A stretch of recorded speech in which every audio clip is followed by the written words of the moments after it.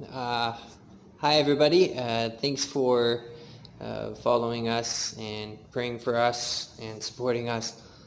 Uh, I'm wanting to do a video blog or a vlog for my son, and there are some reasons for wanting to do that.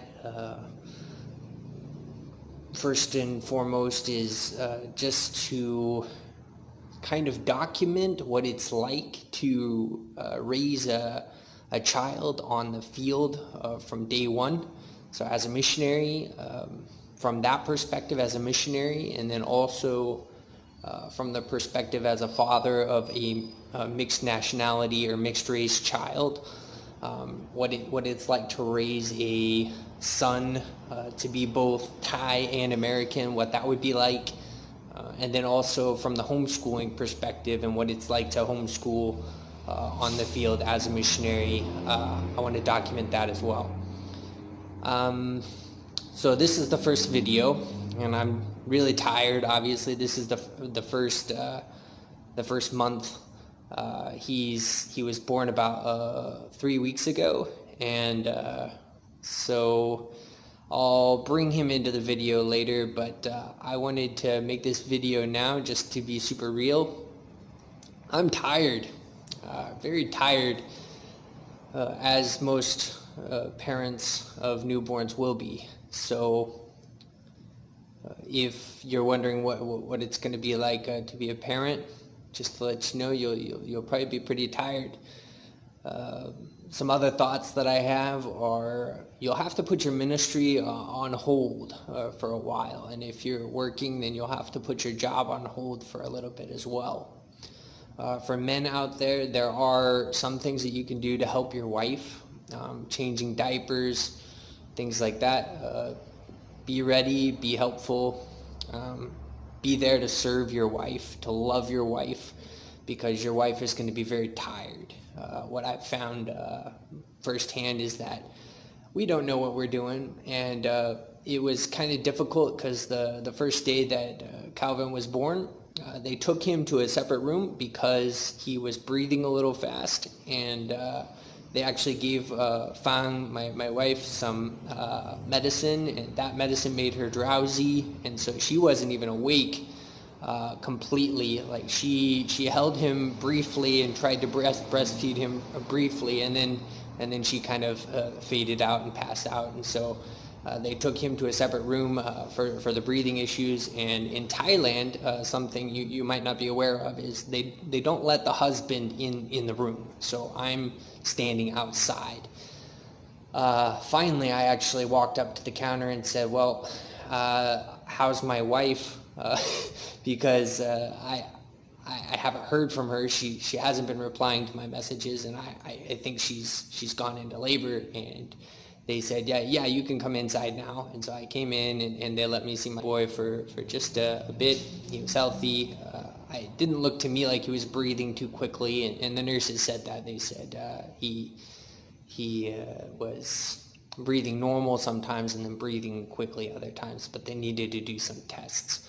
So a couple of days later, he was better, and he got back with us.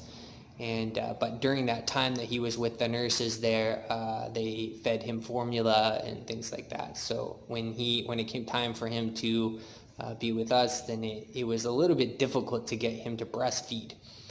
So now he's breastfeeding very well, which is good. But it's still not been super easy, and especially for first-time moms, it's not going to be easy. It's not exactly as natural as some people think it is for everybody. So yeah, it's not been easy, but that's something that you can do as a husband to help your wife. So for this first period, there are some things that I want to do with my boy to help with development.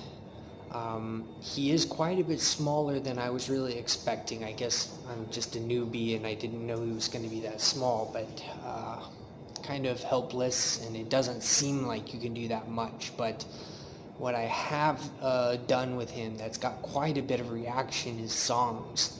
I would say put a heavy emphasis on physical exercise and then some songs. So I'll go through some of the physical exercise in a separate video, but basically having him lean back a little bit and have him stand up on your chest.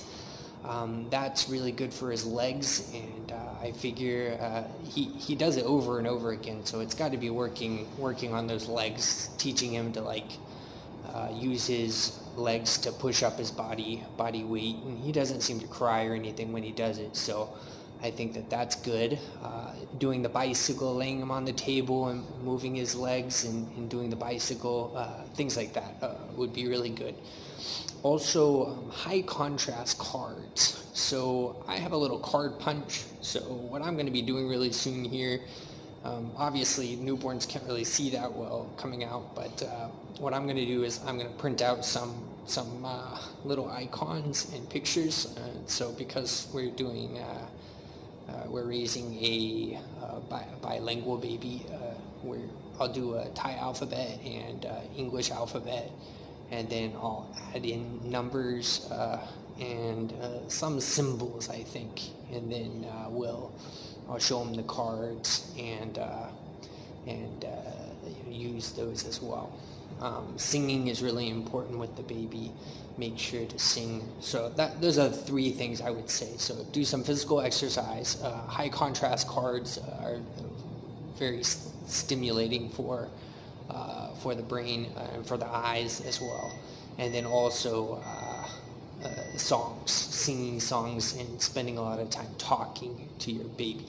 I remember one day I was really excited about having a son, and so I prayed, and I prayed really loudly, and he was just absolutely mesmerized by it. He just laid back and just eyes wide open and listening, and he didn't cry or anything. He loved it. And so I started singing more loudly, and what I've found is the louder I sing, the more he likes it, and he'll actually he seems to be listening and being kind of reactive and responsive to that. So I think actually inside the womb it's kind of noisy, and so that's something that I would say.